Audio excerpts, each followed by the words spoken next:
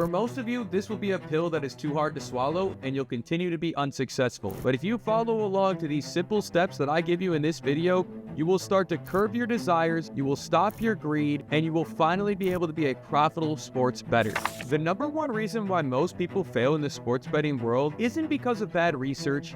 It isn't because they're incapable of making money. It's because they are incapable of coping with the fact that their human desires take over and they act on impulse. The most important thing to remember when you are sports betting is that if you can handle your emotions, you're going to make a lot of fucking money. But you have to be able to cope the most basic human desires first in order to make this happen. We all want to get rich. Everybody wants to make hundreds of thousands of dollars. But none of this is possible if after a couple losses, you chase the desire to win it all back in one big bet. Or you're hitting some great props and you're like, I feel really good. This dopamine feels great. I'm going to chase with a bigger bet this time and then lose everything. So how do we actually cope these desires and stop letting the psychology of the human mind? The first step, and the step that I recommend to each and every one of you guys, is begin to have bankroll management. If you guys haven't watched my other video about bankroll management, go and watch that video for a complete tutorial on how you can manage your bankroll and get completely started with a system that's going to help you to minimize your risk. But essentially, bankroll management is just having a set amount that you're going to use on each slip and learning and understanding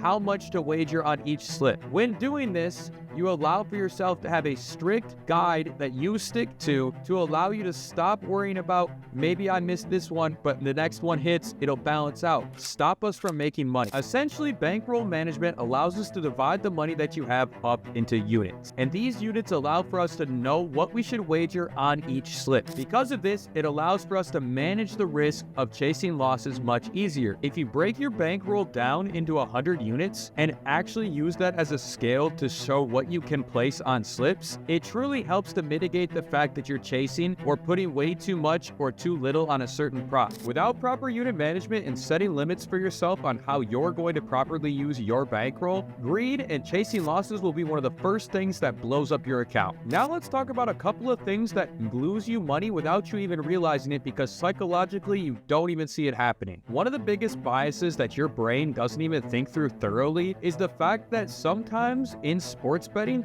the hot hand looks like the right read because everybody sees they're doing well. When in reality, somebody who's incredibly hot is due to fall back down to earth at some point. We call this regression, and it's the same for those people that are really cold. If they're a good player, they're going to regress in a positive or negative direction at some point back to a baseline, and this is where you need to be hyper aware as a bettor and not fall for the fact that, oh, he's been going really great over the last 5 games. Do not get caught in that trap. PrizePicks tries to get most of you on this almost every single day. Another psychological trait that a lot of us tend to do, myself included sometimes, is confirmation bias. Finding a bunch of statistics and data that back up our prop and not really listening to a lot of the outside information that could move and sway it. We just say, hey, this, and this all line up. This has to be the truth in the way that this prop is going to play out. Confirmation bias is pretty simple. It's essentially us collecting a bunch of stats and data that backs up what we believe and not really worrying about the fact that some other things might not line up with how we see the prop playing out. This causes us to go all in on something that might not even happen just because we found data that supports it. This is something that a lot of bettors do, and it ends up blowing up their entire account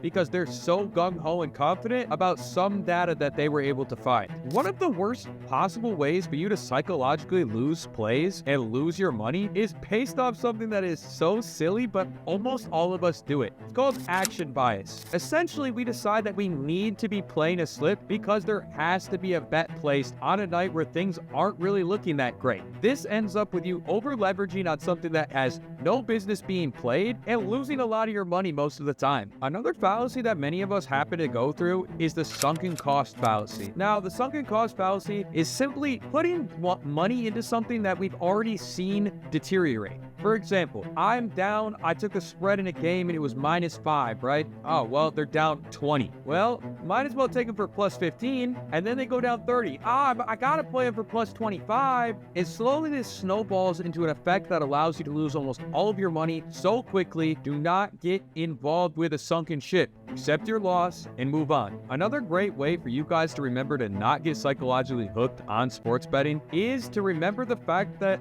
The books like overs, man. Don't always take overs. I know everybody hates rooting for somebody to stink, but listen, a lot of players don't cover their props every single day, and the books like to try to juice you into taking lines that are higher than they should be just because you don't want to take the unders. I know they're scary, but I promise, unders smack too. What you need to decide for yourself is if you're going to be a sports winner or a sports watcher. Sports watchers are going to lose all their money and watch from the sidelines. Sports winners are going to keep their brains in check, learn to check human emotions, and slowly but surely trust the process that if you stick to these things that we've talked about and stay away from a lot of these bad habits, you will slowly start to develop into a competent and successful sports bettor overnight. Thank you guys so much for watching the video. Make sure you guys click that bell, turn those noties on, man. Comment if we helped you with some information today, and I'll hope to see you in the next video.